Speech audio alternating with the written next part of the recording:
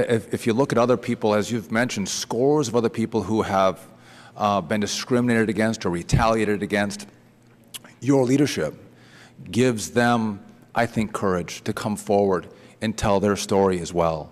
And I have some specific questions that I want to ask, but before I do that, I just want to comment that I'm disappointed that you've given the CFPB an opportunity to change its ways, to actually see that a problem exists and that they have a chance to change course. And instead of taking the opportunity that you've given and actually even showing up today to say, listen, we're going to talk about, we're going to be open about what's happened. We're embarrassed by what's happened at the CFPB, but we believe in fixing it. And we're going to come and we're going to open our doors and we're going to talk and have a conversation about how we can be better, how we can learn from this, and how we can improve. Instead of coming here today, they said we're not going to show up. What frustrates me even more is I read an article in Politico that they gave a statement about Mr. Iucci's report. And they said, and this was the quote from Politico, the CFPB is aggressively pushing back on the findings, which were your findings, Mr. Iucci. A spokesman said the report is not valid or credible, in part because it took unsworn statements by anonymous witnesses and failed to give those accused a chance to properly respond. For me, that tells me the problem still exists. They're not embracing what you're sharing. That this is not a point of a new beginning. You're still engaged in the fight to get them to see what they've done, the wrong that they've been engaged in, and make it right. And I guess I want to be clear about our willingness to work with you to make sure that they're accountable for what's happened and they change behaviors. Can I just ask, how has this affected you personally, Ms. Martin?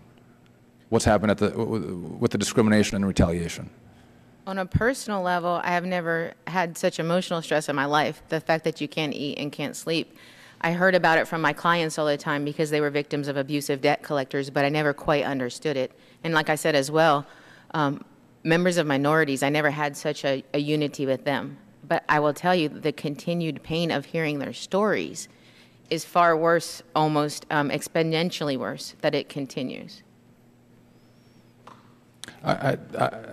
You made a comment about a reference. Was it intake workers? Did you say they're almost 100% African American?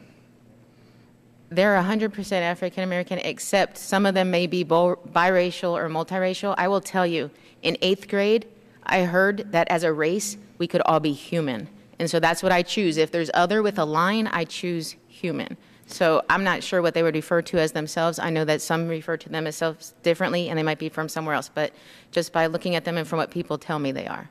And they used a phrase in management to reference these intake workers who are 100% minority.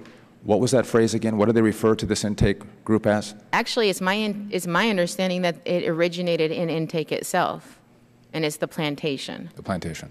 And actually, sir, when they had a chance, Consumer Response recently had a chance to fill for 2 manager positions, and they hired 2 white male contractors over that section and did not promote from within.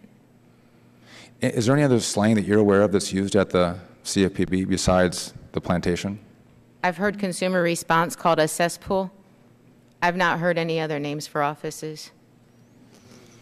Mr. Iucci, and I'm jumping all over here, but talking about the CFPB asking for sworn statements, and this report, your report is invalid because there weren't sworn statements. But by the way, you did this report and this investigation based on the request of the CFPB, right? Yes. You don't have a dog in this fight. You just did the investigation independently. That's correct. Are you surprised that they're now pushing back on your report because there weren't signed statements?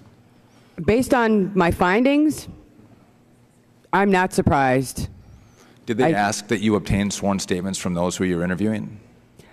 Originally, that was the plan. However, due to what we were told were monetary constraints, in the interest of avoiding travel, it was determined that conducting the investigation by telephone and corroborating and having the witnesses verify their statements by other means was acceptable. The CFPB said that was acceptable? Yes. Okay. I yield back. Mr. Cleaver is recognized for 5 minutes.